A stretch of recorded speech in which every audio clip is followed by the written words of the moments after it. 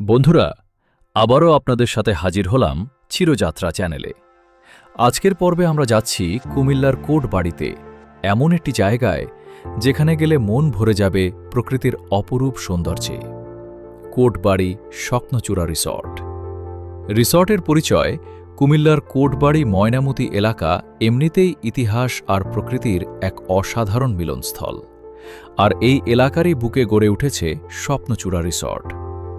নামটার মতোই স্বপ্নের মতো সুন্দর এই জায়গাটি চারদিকে ঘন সবুজ গাছপালা, পাহাড়ি পরিবেশ আর মনোরম প্রাকৃতিক সৌন্দর্য মিলিয়ে এই রিসর্টটি হয়ে উঠেছে কুমিল্লার অন্যতম আকর্ষণীয় গন্তব্য।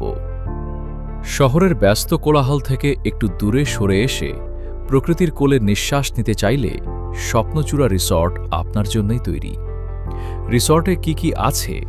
এই রিসর্টটি সব ধরনের মানুষের কথা মাথায় রেখে তৈরি করা হয়েছে। কাপল বা একা আসতে চাইলে নিরিবিলি প্রাকৃতিক পরিবেশে সময় কাটানোর জন্য স্বপ্নচূড়া আদর্শ জায়গা। সবুজের মাঝে বসে শুধু প্রকৃতির শব্দ শুনতে শুনতে সময় কাটিয়ে দিতে পারবেন ঘন্টার পর ঘন্টা। ইভেন্ট বা অনুষ্ঠানের জন্য পুরো রিসর্ট ভাড়া নেওয়ার সুবিধা আছে।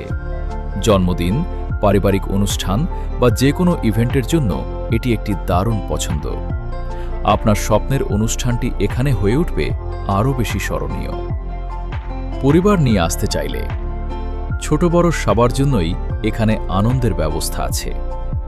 সবুজ প্রকৃতিতে পরিবারের সাথে একটা সুন্দর দিন কাটানোর জন্য এর চেয়ে ভালো জায়গা কুমিল্লায় কমই পাবেন। তবে একটা কথা মাথায় রাখবেন, স্বপ্নচূড়া রিসর্টে রাত্রিযাপনের সুবিধা নেই, তাই দিনে এসে দিনেই ফিরতে হবে। তবে সারাদিনের অভিজ্ঞতাটা এতটাই সুন্দর যে ফেরার সময় মন চাইবে না ফিরতে। কিভাবে যাবেন ও খরচ?